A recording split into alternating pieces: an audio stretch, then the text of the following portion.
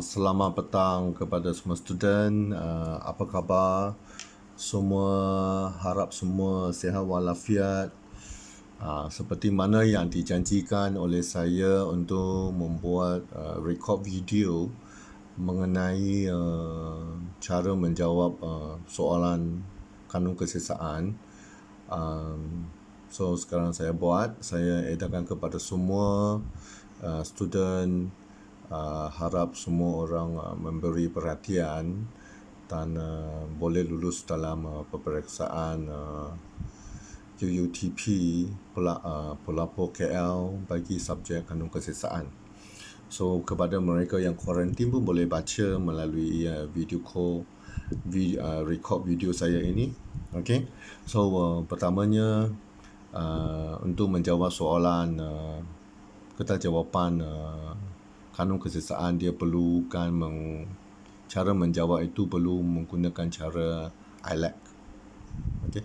ILAC ini, I itu untuk isu atau kesalahan, L itu law atau undang-undang, A itu argument, aplikasi atau penghujaan, C itu conclusion atau kesimpulan.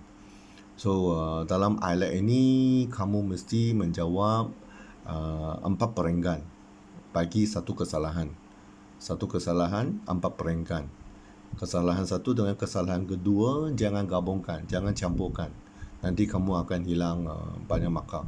So perenggan pertama tulis kesalahan.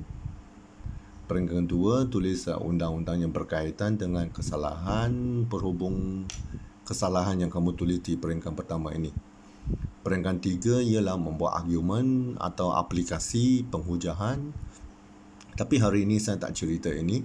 Hari ini saya cerita perenggan pertama. Perenggan keempat ialah kesimpulan. Okay. So ini cara dia. Sekiranya siapa yang gagal tulis 4 perenggan ini, maksudnya dia akan gagal lah. Sebab dia akan tak ikut susunan ini, dia akan terumbang ambing, memberi jawapan sepatutnya ini pergi atas itu bawah ke bawah. Dia tidak tentu arah. So bila you tidak tentu arah, saya pun susah nak memeriksa kan. So kemungkinan akan gagal lah. Okay. So ikut cara ini. Jangan guna cara-cara sendiri yang pandai-pandai. Okay. So dalam perenggan pertama, cara menjawab dengan betul adalah seperti ini.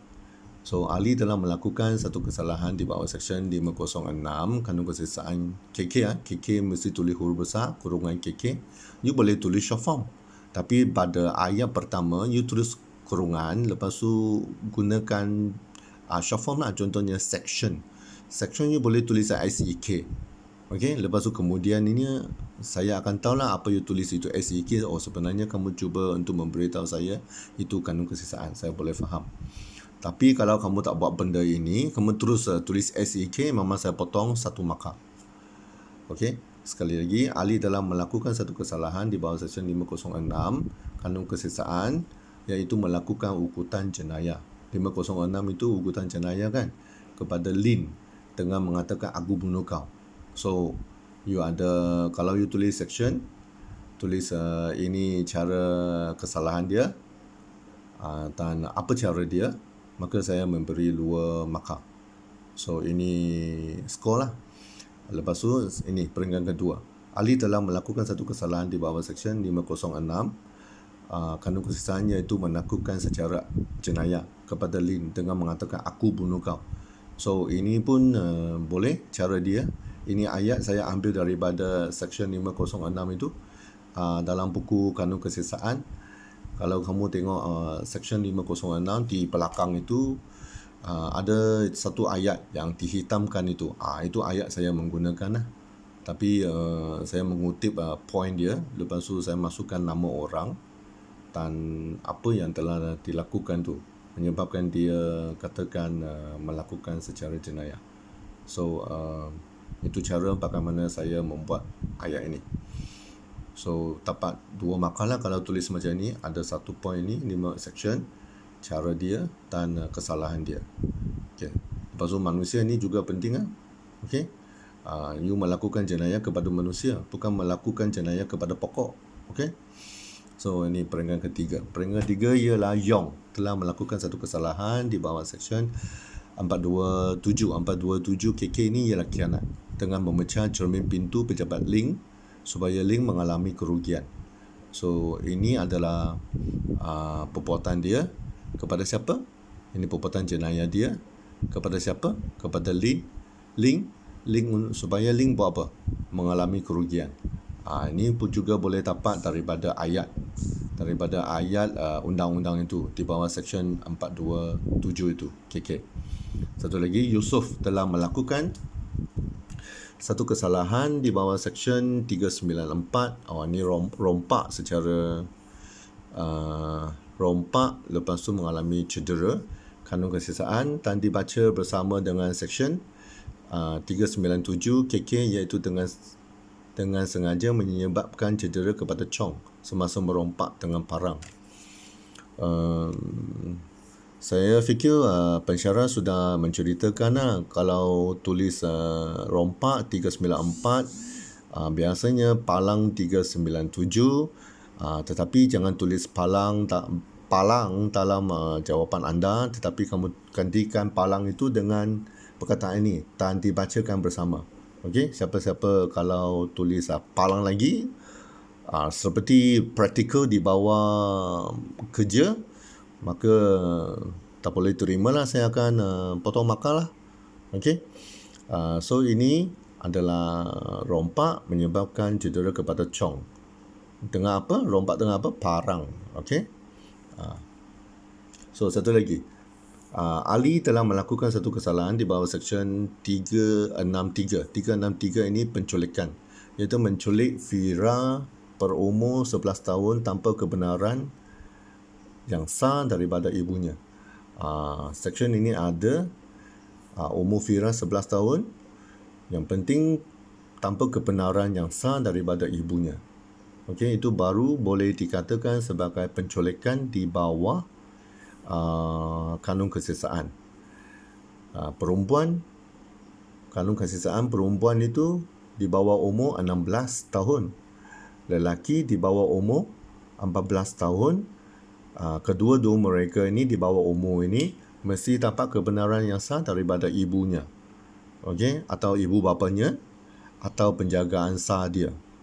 Okey, sesiapa yang tidak ada dapat kebenaran yang sah daripada ibu atau ibu bapanya atau penjagaan sahnya, sungguh pun ini budak bawah umur itu sudi mengikut kamu, maka masih dikirakan sebagai penculik atau penculikan atau menculik budak tersebut.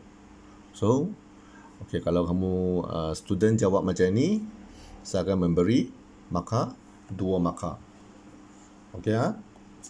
So kita pergi satu lagi.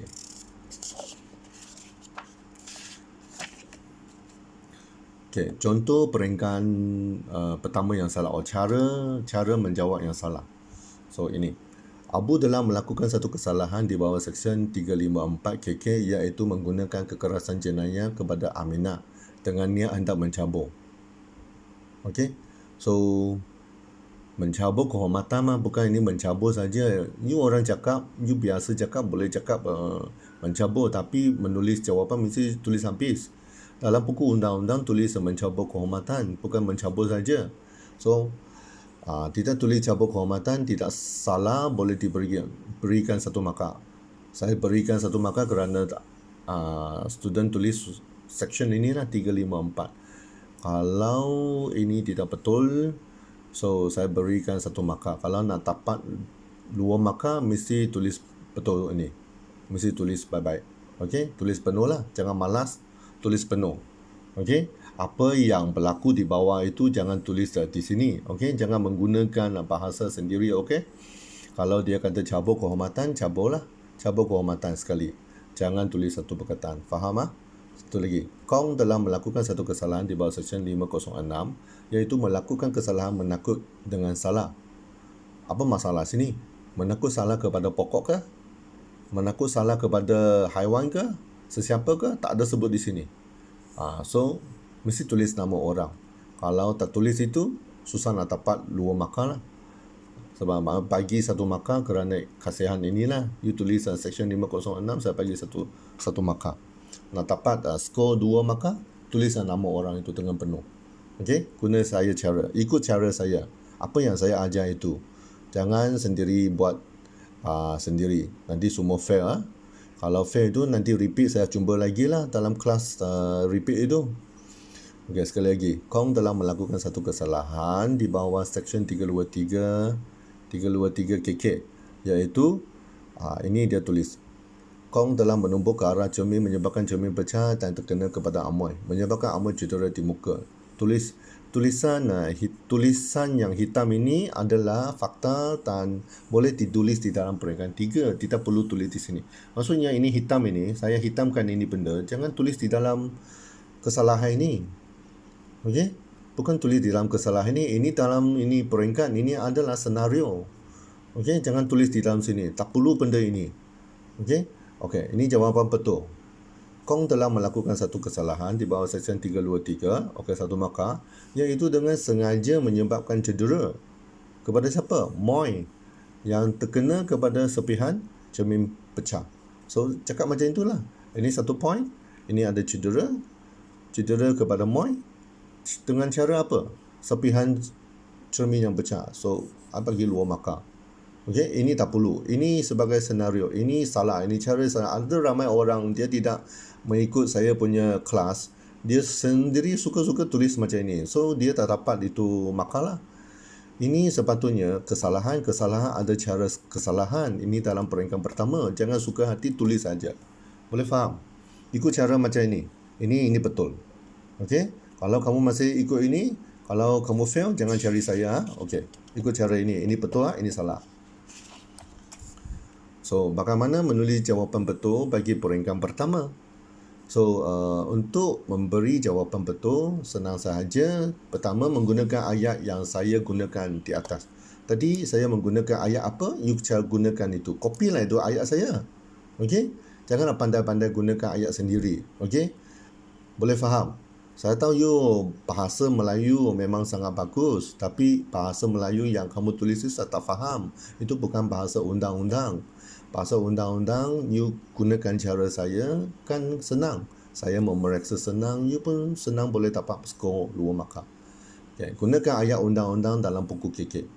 Contohnya seperti tadi saya mengatakan, contoh section 326 KK.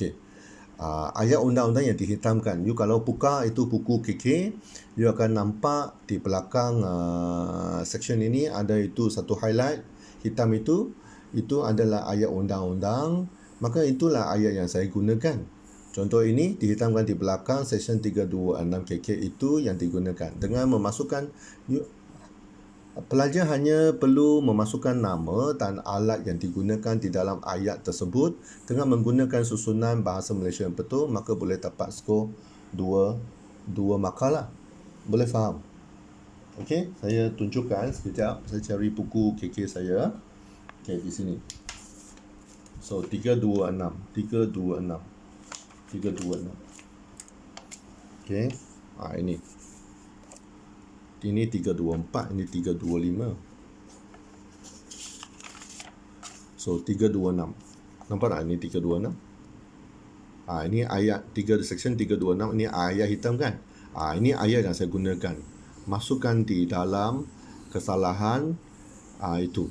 Iaitu menggunakan peringkat yang tuliskan di dalam peringkat pertama. Bukan menggunakan sepenuhnya, tapi mesti pandailah tengok apa point dia sini. Lepas tu masukkan nama atau senjata atau alat untuk melengkapkan ini ayat. Okey, bagaimana untuk membuat itu saya tidak tahu macam mana mengajar, tetapi gunakan contoh yang di atas yang telah saya berikan itu. Okey, ini ayat saya masukkan. Okey, selesai ini kita pergi tengok. Okey, sini. Kenapa pelatih gagal skor 2 markah bagi peringkat pertama? Saya ini sebablah saya daripada pengalaman saya selalu lihat, saya jumpa itu pelatih dalam itu squad tahan squad, repeat lagi. Saya telah memperrumuskan. Pertama, pelatih tidak menggunakan ayat diajar kepada mereka. pelatih tidak menggunakan ayat yang diajarkan kepada mereka.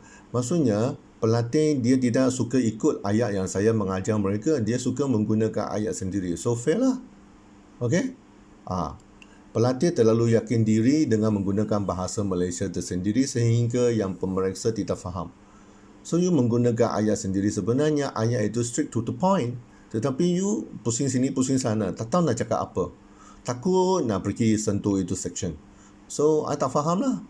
Jangan membawa saya mengeliling itu taman.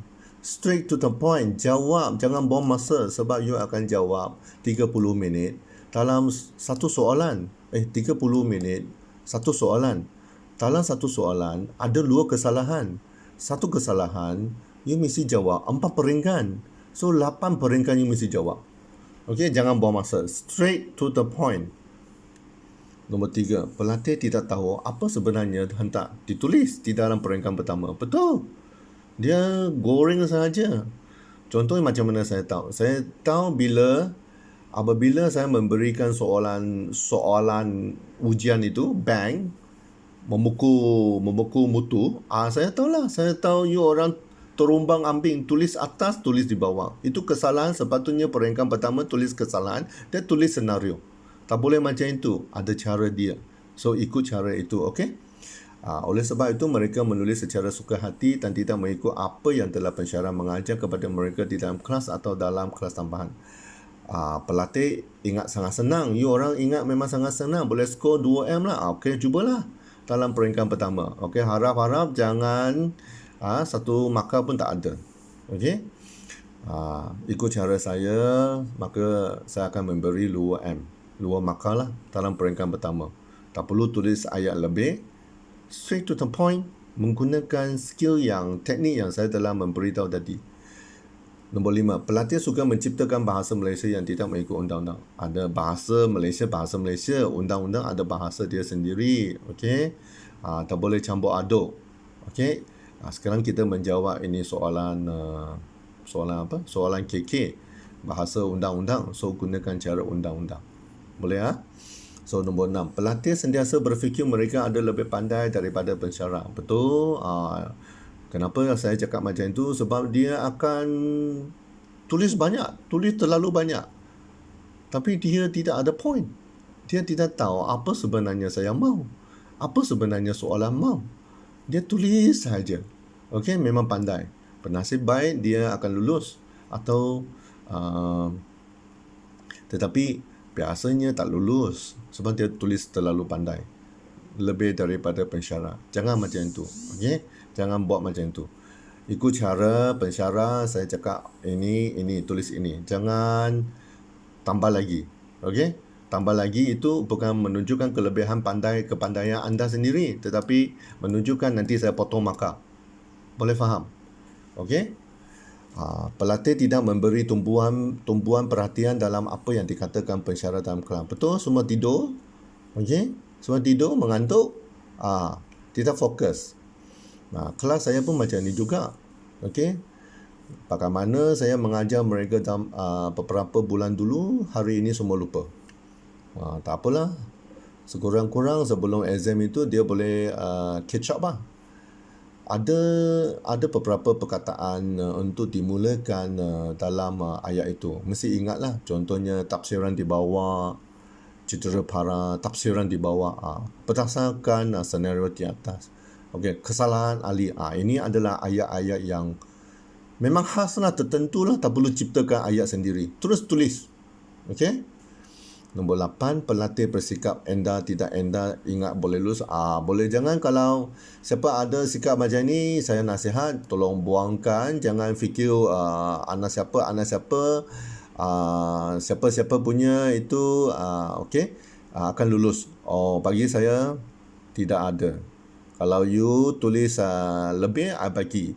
Kalau you tulis kurang, memang tak lulus. Lepas tu jangan jumpa di kelas repeat. 9. Pelatih tidak menulis jawapan dan berfikir mereka akan lulus. Sebab jangan fikir sendiri akan lulus. Jangan tidak tulis jawapan. Mesti tulis. Walaupun tak tahu pun tulis juga. Okey, tapi dalam bentuk 4 peringkat. Okey. Jangan tidak tulis. Okey. 10. Tulisan pelatih yang sangat terus sehingga pemeriksa tidak boleh baca. Kalau macam ni saya tak boleh tolonglah. Saya selalu menasihatkan supaya jangan tulis buat tulisan doktor saya susah nak baca. Maka nanti saya tak boleh marking itu. Bila saya tak boleh marking itu, susahlah macam ni. Betul tak? Jangan selalu buat benda-benda macam ni. Okey? Ini satu contoh. Ini satu contoh. Ini tak berapa kemas. Okey? Ini tak berapa kemas. So jangan buat macam ni. Okey. Ini tulisan. Ini tulisan saya boleh baca tapi boleh baik sikit. Jangan sampai macam ini. Boleh faham? Okey ya? Jangan biar saya tengok benda macam ni ya. Tulis baik-baik. So ambil iktibar pada hari ini mengubahkan. Buat benda-benda bagus, tulis baik-baik. Okey? Sungguh pun tak ada masa buat dengan baik.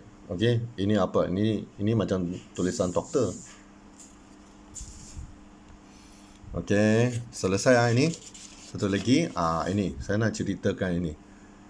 Kenapa itu peringkat pertama luar markah itu sangat penting. Ada orang fikir itu tak penting, tapi saya menerangkan kenapa penting. Contohnya ini dalam satu soalan dia ada dua kesalahan satu dengan kesalahan dua. Dalam kesalahan satu ada peringkat 1, 2, 3, 4. Peringkat 1 luar markah. You tulis baik-baik, you score luar point. Saya tadi sudah ajar cara dia. Ada section, ada kesalahan, ada manusia. Lepas tu ada cara dia itu, saya mesti bagi UN. Jangan tulis lebih. So, apabila you sudah jawab ini, score 2M, maka apa saya cakap ini? Peringkat 4. Biasanya peringkat 4 ambil daripada sini, masuk ke sini, you dapat 2M juga. Ini 2M, ini 2M. So, dalam soalan ini, you sudah otomatis sudah dapat 4M dengan free. Dengan cara yang saya mengajar. Ikut cara saya mengajar kamu. Okey? Ini soalan sudah dapat 4M. Lepas tu kesalahan 2 pun cara sama, dapat 4M. Ini satu soalan.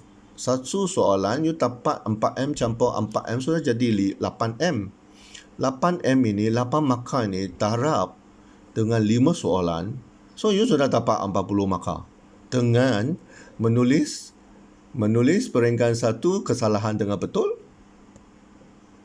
Peringkat 4 ini copy ke sini. Ini pun sama. Ini dengan betul, ini copy ke sini, ini pun sudah dapat. So otomatik sudah dapat 40 markah. So tak boleh kata tak boleh lulus lah. Lagi 10 markah tak boleh lulus lah. 10 markah daripada sini. Okey? Kalau ini benda yang mudah, pastikan anda skor 2M. Jangan sia-sia itu 2M. Boleh faham? Okey? Siapa tak faham itu memang tak faham lah. Yang faham itu memang pandai faham lah. Okey? Macam mana saya nak ajar supaya kamu boleh faham, saya pun tak tahu lah. Okey? Ini 2M, ini 2M, ini 4M, 4M campur jadi 8M, darab 5 so jadi 40. So you mesti lulus. So itu cara dia.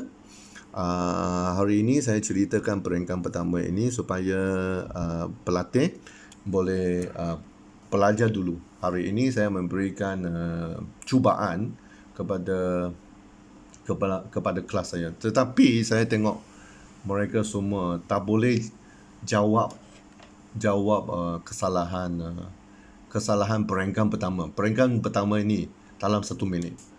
Ini perlukan latihan. So kita sekarang masih ada masa lagi.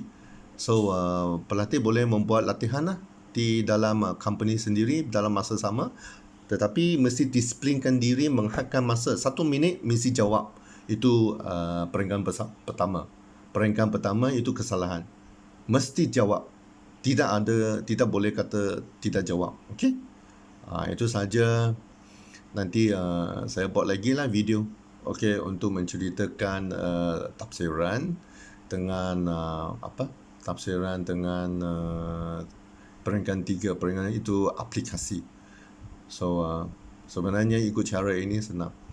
Satu lagi saya nak cerita, nanti saya akan edarkan cara pemberian soalan cara jawapan yang bagaimana untuk mendapat cara jawab soalan bagaimana dalam bentuk 10 markah dan cara menjawab soalan jawapan dia dalam bentuk 5 markah.